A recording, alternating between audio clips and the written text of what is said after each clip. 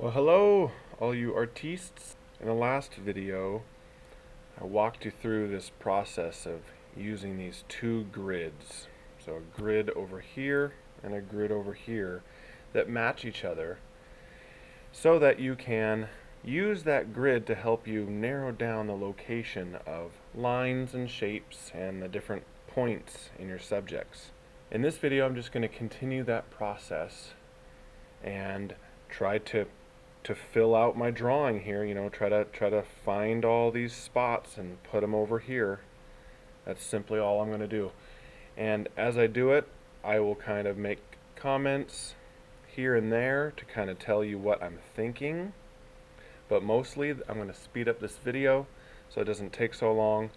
Just know though that even though the video is going to be going fast, I am not drawing fast. I am not rushing. I am trying really hard to pay attention to my photograph and my drawing and how they compare to each other. I'm trying to be a really good observer and comparer of, comparing lines to other lines and one shape to another shape and comparing the sizes of one thing with the sizes of another to try to see if they match up from the photograph to the drawing. Okay, so here I go. I noticed that the edge of my sketchbook passes through this corner right here, so that's going to be a big help right there. So I make a line, and then I make another line right there.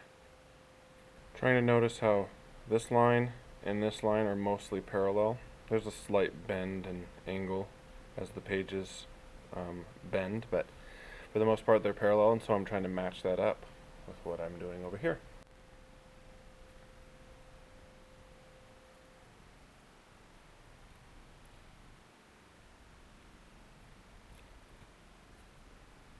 Noticing how the mask, the edge of the mask and the edge of the sketchbook both intersect each other right where the line is.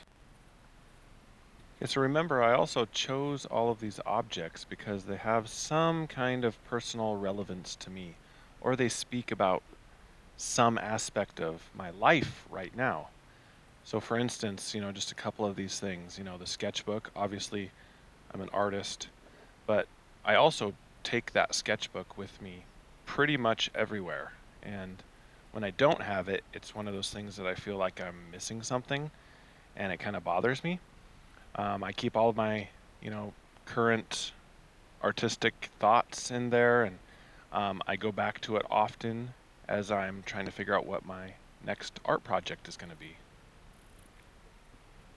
So remember, when you come to an area that you're unsure about, like I am a little bit with this eraser shape and the placement of it, I can always go back to this and split up these squares again. That helps me a little bit.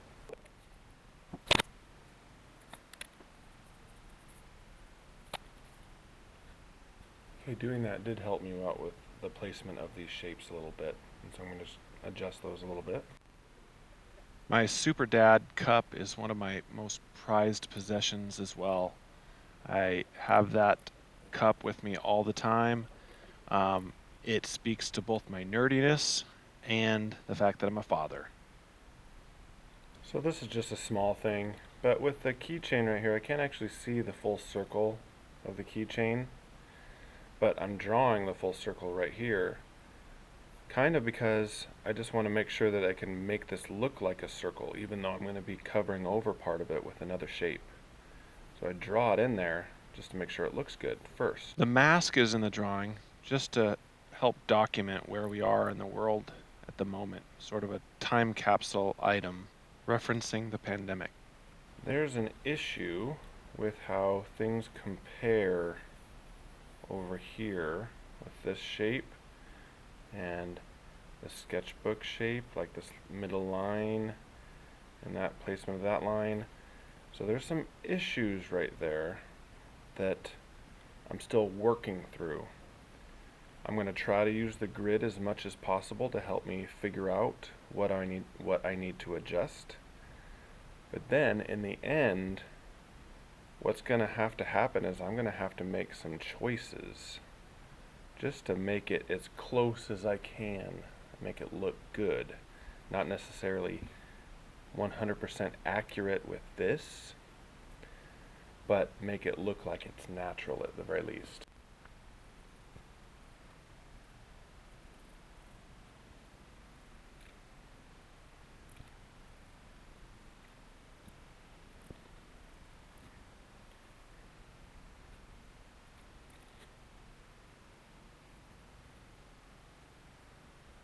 I'm drawing this frayed string shape right here. I'm not going to draw every single one of the lines. I'm going to look at the overall shape that it creates and draw that first.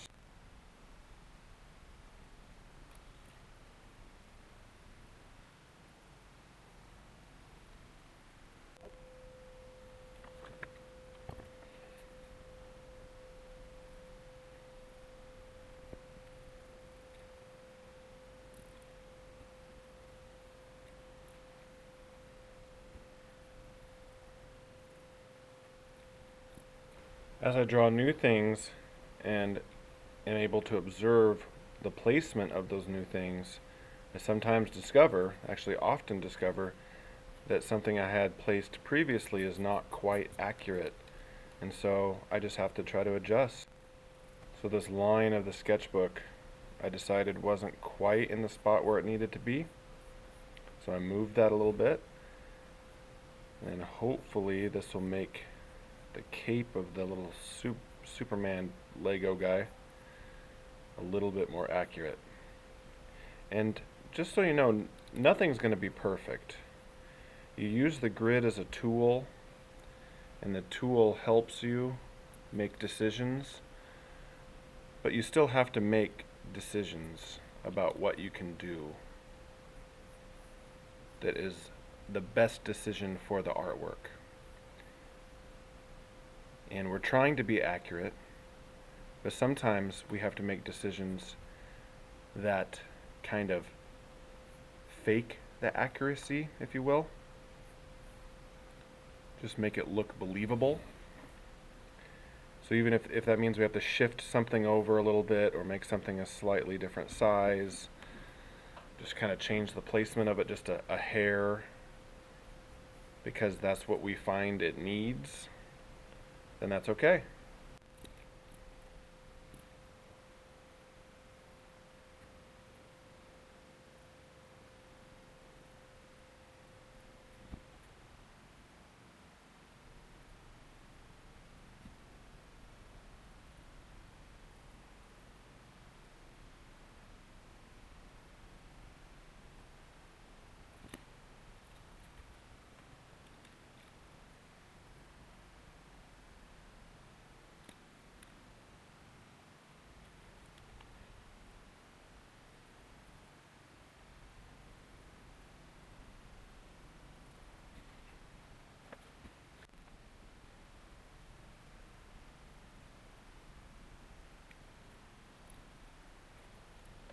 When I try to draw these letters right here, I'm going to try to indicate and find the curve that they kind of exist within before I try to draw the letters.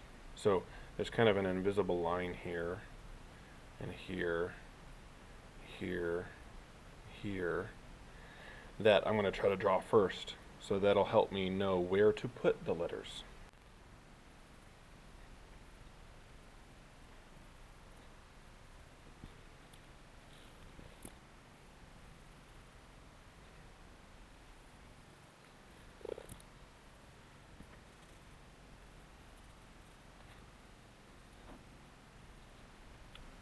Now that I have those lines where I think they need to go, then I can start drawing the individual letters in there.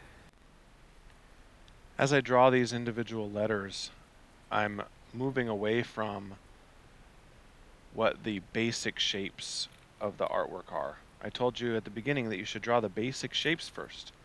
Well, I pretty much did that. And now these letters and everything else that follows is the next level of detail that I need to add.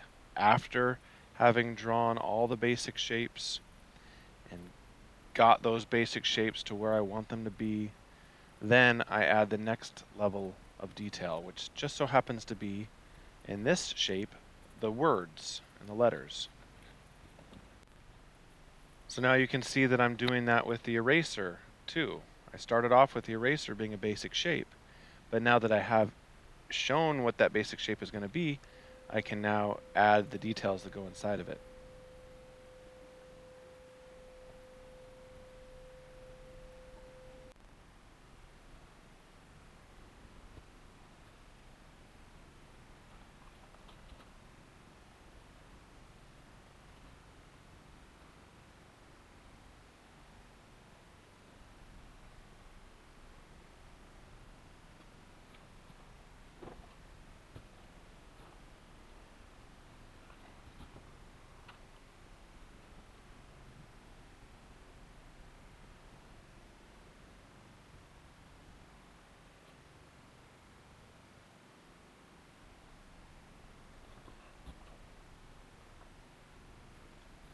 As I go through this process, the level of detail that I'm adding to stuff increases more and more until I end up drawing pretty much all of the line details minus the shading that I see in the photograph.